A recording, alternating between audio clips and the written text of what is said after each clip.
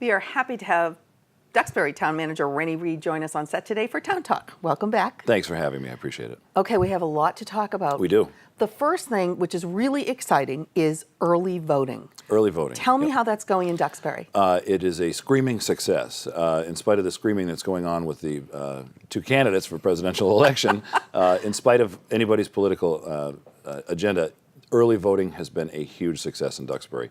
We've already seen 28% of our voters vote, and out of 12,000, that's a lot of folks. We have provided accommodations for people to come in until 8 o'clock at night. We've provided weekend voting.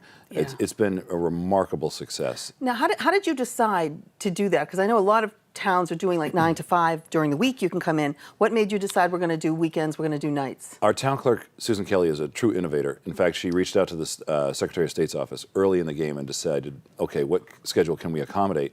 And based it on the staffing and what we had for the needs there, and make sure that we could be available to all the voters. So she scripted out a plan, essentially, that allowed for at least 4 nights until 8 o'clock at night, so the people could come in from 8 to 8. That's great. They could also come in last Saturday, which was, the polls were open from 9 to 3.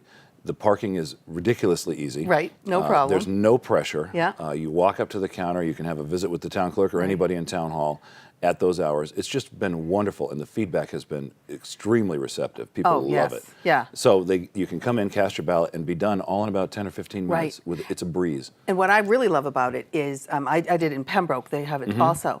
It's just, you get to actually connect with the people who work in the town hall. You do. It takes a little bit long, just a tiny bit longer to actually go through the process, but they're holding your hand the whole way. Yes. They're, how are you? How is things in your neighborhood? It's you never get that on election day. Right, and one of the innovations that Susan was able to bring forward is the electronic registration process. We use an iPad to register people in and out, so it's even much quicker. Oh, awesome. So they don't have to go through the sheets to tabulate who came yeah. in. It's all done on an iPad. It's a new technology that we're piloting right now. It's something that we want to move forward with in the coming years, but it's great. It's that much faster. That's terrific. Yeah, it's been wonderful. That is absolutely excellent. And so this will continue through when, your early voting? Right up until the day before election. You are, So, through the 7th. yeah, correct. Oh, that's good for you. Yeah, we're very pleased, and so are the voters. And a third of 12,000 people, so almost 4,000 people have already voted, which is...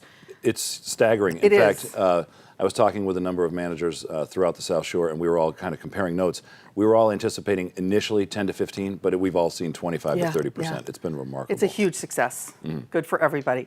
Okay, you're going to have an annual town meeting in March. Correct. Our talk annual about town meeting is coming up in March, and right now we are accepting warrant articles for the special and the annual town meeting, and those are due to our office, the town manager's office, by Friday, December 2nd at noon. At noon. Yep, right now we anticipate at least 30-something articles. A lot of them are the standard budget articles, capital budget, a few articles that are in there year after year that we simply have to reauthorize. But people come in with new ideas. We have one potential question having to do with the banning of the plastic shopping bags. Oh, right. A Those lot of towns are doing that. Yeah, I think Plymouth recently did it. We're going to have an initiative on the ballot, not on the ballot, but on the warrant for the annual town meeting to discuss that as well. Now, if I'm a citizen and I have an idea, how do I go through the process of getting on a warrant?